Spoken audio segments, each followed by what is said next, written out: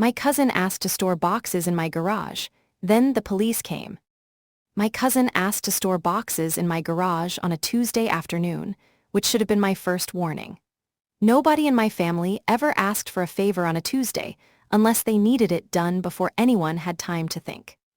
I was standing in my kitchen, rinsing coffee from a mug, when my phone lit up with my cousin's name.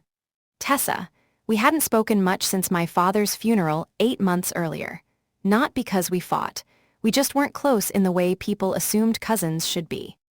She was the kind of family member who hugged too long at weddings, cried hardest at funerals, then disappeared until she needed something. So when she said, "I hate to ask, but I'm in a bind," I already felt my shoulders tighten. "What kind of bind?" "It's just temporary storage," she said quickly. "A few boxes, maybe 6 or 7.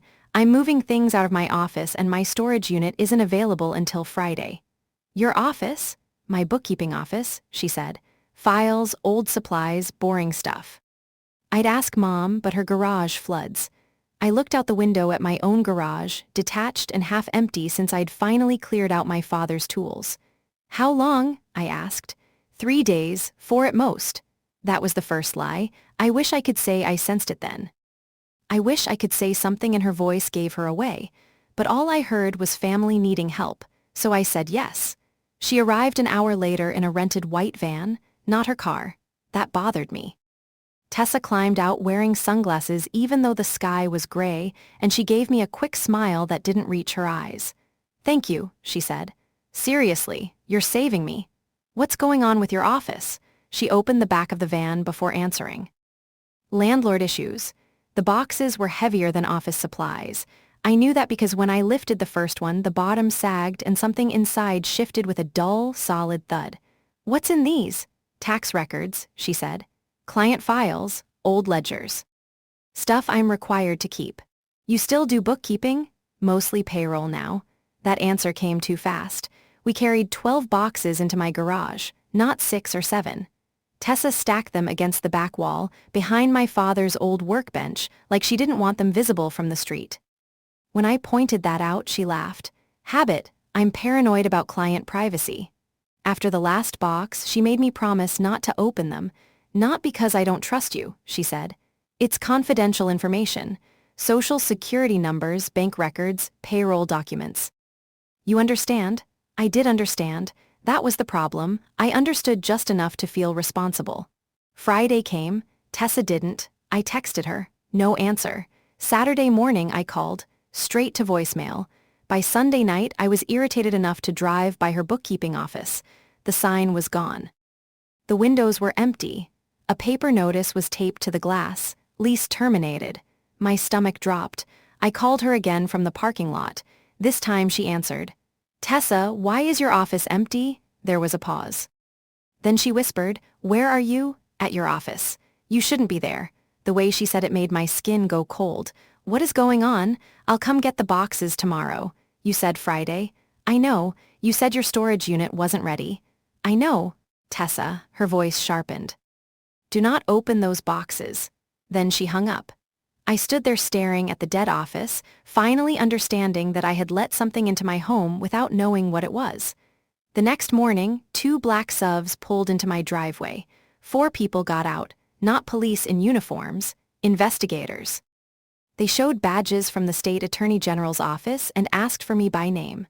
One of them, a woman with calm eyes and a folder pressed to her chest, said, "We have a warrant to search your garage." I remember the sound my keys made when they slipped from my hand. Metal on brick. Tiny and final. "My garage?" "Yes, ma'am." "For what?" "Records connected to an ongoing financial crimes investigation."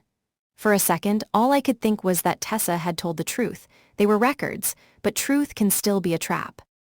They opened my garage while I stood in the driveway with my arms folded tight across my chest, as if I could hold my life together by force.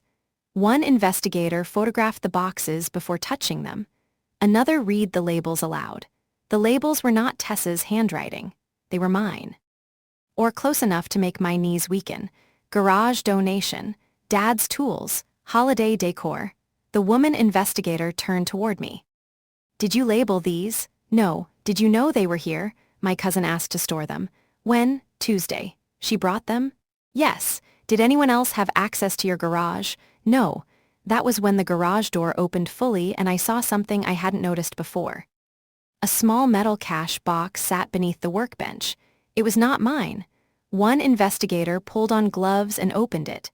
Inside were rubber-banded stacks of prepaid debit cards, photocopied driver's licenses, and a small notebook filled with names.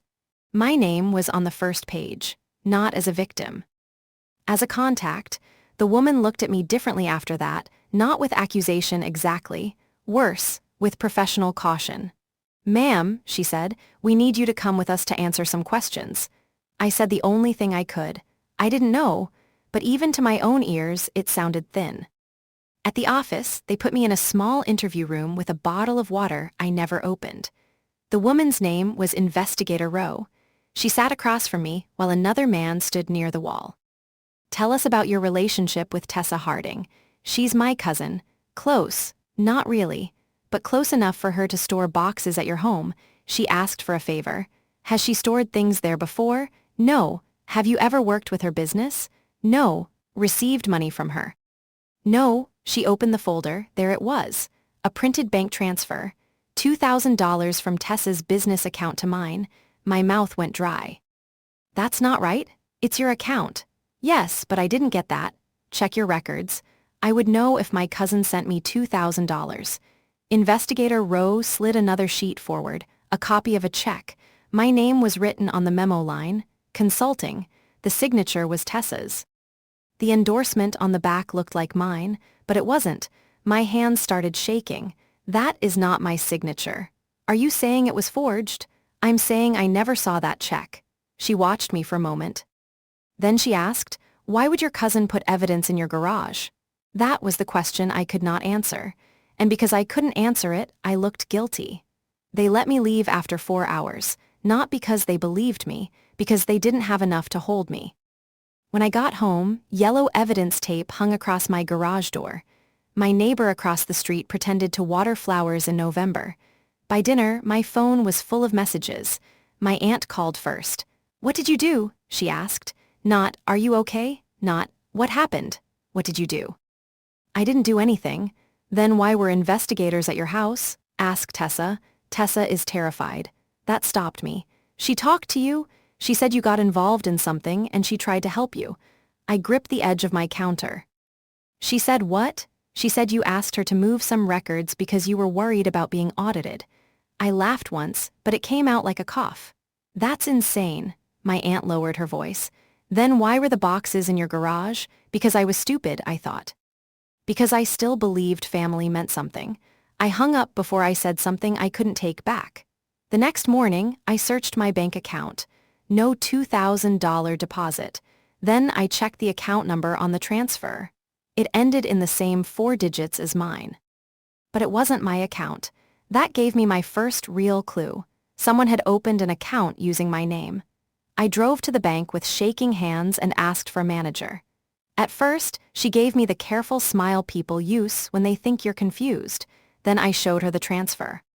Her face changed. "I need to get our fraud department on the phone." The account had been opened 5 months earlier, online, with my social security number, my date of birth, a scanned copy of my driver's license. The address listed was not mine. It was Tessa's old office. That answered one question. How did the money get tied to me? But it created a worse one. How did Tessa get everything she needed to become me? I filed a fraud report. I froze my credit.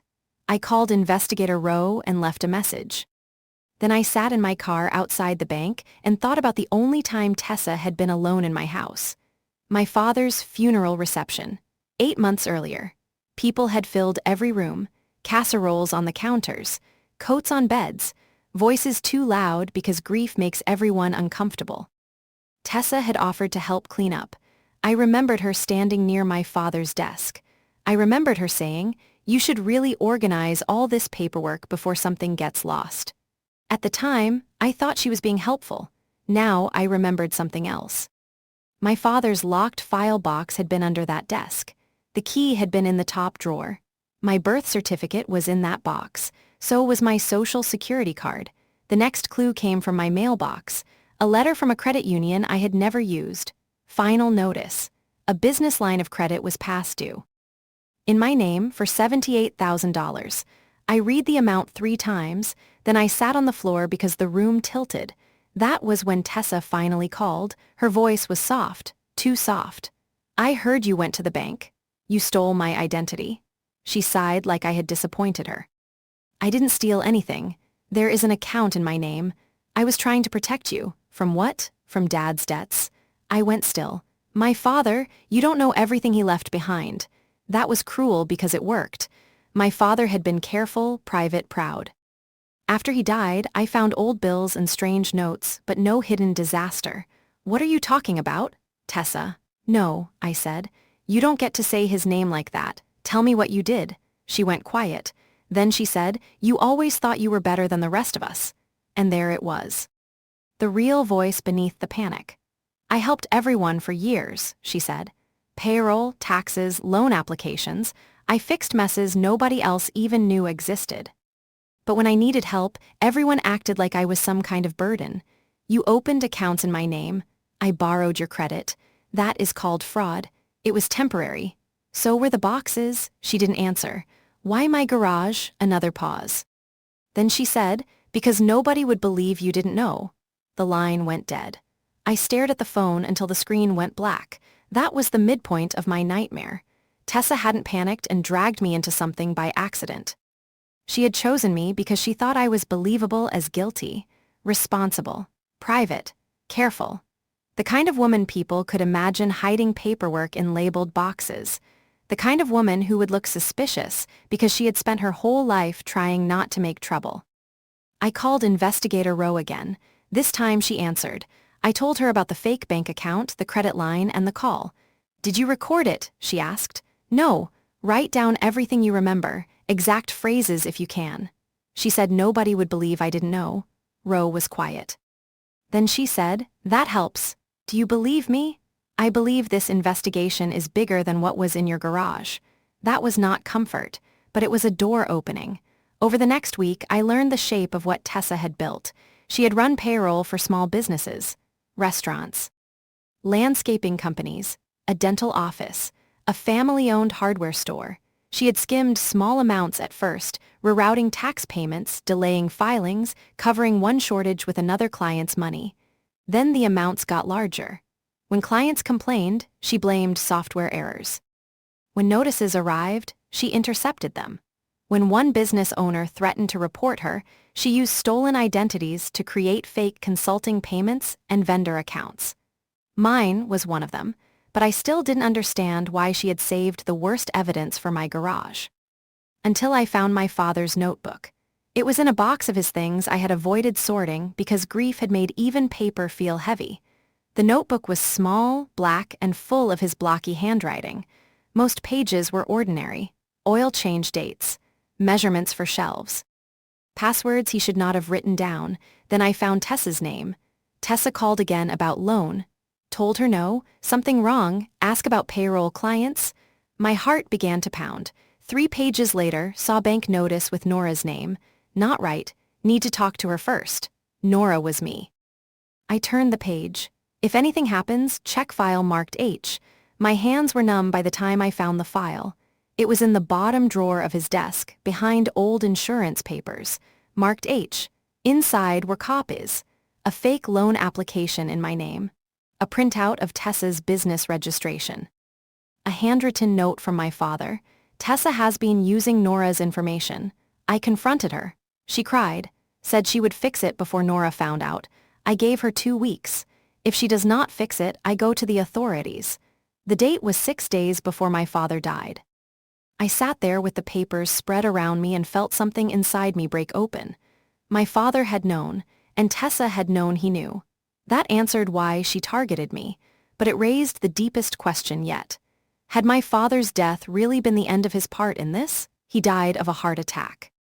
At least that was what we had all accepted. He was 72. He had blood pressure issues. He lived alone.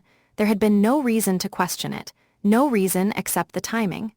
I took the file to Investigator Rowe. She read it without changing expression. When she finished, she said, "Did your cousin know your father kept records? Everyone knew Dad wrote everything down." Did she know where? She was in his office after the funeral. Ro nodded slowly. We've been trying to determine why she accelerated the fraud around that time. My father confronted her. It appears so.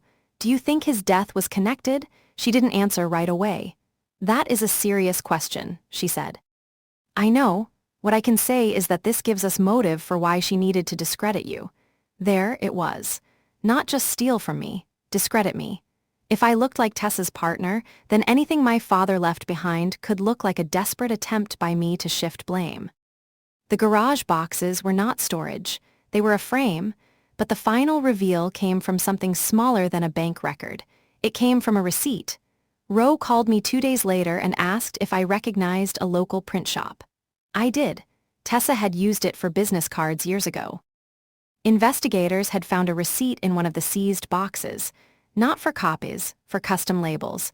The labels on the boxes, garage donation, Dad's tools, holiday decor, they had been ordered 3 weeks before Tessa ever called me. 3 weeks. She had planned the garage. She had planned my confusion. She had planned the moment investigators would find those boxes and see my name, my labels, my father's workbench, my life wrapped around her crimes. And then Ro showed me the last piece. A draft email found on Tessa's seized laptop. It was addressed to the state investigators, but never sent. Anonymous tip: Nora Bell has been helping cousin hide payroll fraud records in her garage. Check behind workbench. She is preparing to destroy evidence. I read it twice. She tipped you off, Rose said. We believe she intended to. But someone else sent the tip first. Who? Your aunt. I almost didn't understand. My aunt? She contacted the fraud hotline and said Tessa told her you were hiding records. She thought she was protecting Tessa. That was the part that hurt in a different way. Tessa had not only framed me with evidence, she had framed me with family. She knew exactly who would believe her tears. She knew exactly who would call. She had turned my own aunt into the hand that pointed investigators toward my garage. When Tessa was arrested, my aunt called me crying. I didn't know, she said. I believed her, but belief did not erase what she had done. You didn't ask me, I said. She sounded so scared. So did I. That silenced her. The case took almost a year. Tessa pleaded guilty to identity theft, wire fraud, tax fraud, and obstruction. She never admitted she intended to frame me. Not directly, but the evidence did that for her. The fake account, the forged endorsement, the labels ordered before the favor, the draft anonymous tip, my father's file. Together, they told the truth better than she ever would have. At sentencing, I gave a statement. I didn't look at Tessa at first. I looked at the judge. My cousin did not just steal my identity, I said. She stole my safety. She made my home part of her crime. She used my grief, my father's death, and my family's trust as tools. For months, I woke up wondering if people saw me as a criminal. That does not go away just because the paperwork proves the truth. Then I turned toward Tessa. She looked smaller than I remembered. Not sorry, just cornered. You chose me because you thought I would be easy to doubt, I said. You were wrong. Her mouth tightened. That was the only confession I ever got. Tessa went to prison. My credit took months to repair. The false accounts were closed, but not neatly. Nothing about being framed ends neatly. I still had to sign affidavits, argue with creditors, explain to strangers why my name was attached to debts I never made. My aunt tried to come back into my life with casseroles and apologies. I accepted the apologies. I threw away the casseroles. Some people think forgiveness means reopening the door. I learned it can also mean locking it without hatred. A few weeks after sentencing, I finally cleaned out my garage. The evidence tape was long gone, but I could still see where the boxes had been. Dust squares on concrete. Empty space where Betrayal had sat pretending to be storage. I moved my father's workbench against the back wall and found one last thing wedged behind it. A pencil. One of his carpenter pencils, flat and worn, with his initials scratched into the side. I held it for a long time. My father had tried to protect me before I even knew I was in danger. For months, I had thought the mystery was why Tessa put boxes in my garage. But that was only the surface. The real question was why she thought she could bury the truth in my life and walk away clean. The answer was simple. She believed family loyalty meant silence. I used to believe that too, not anymore.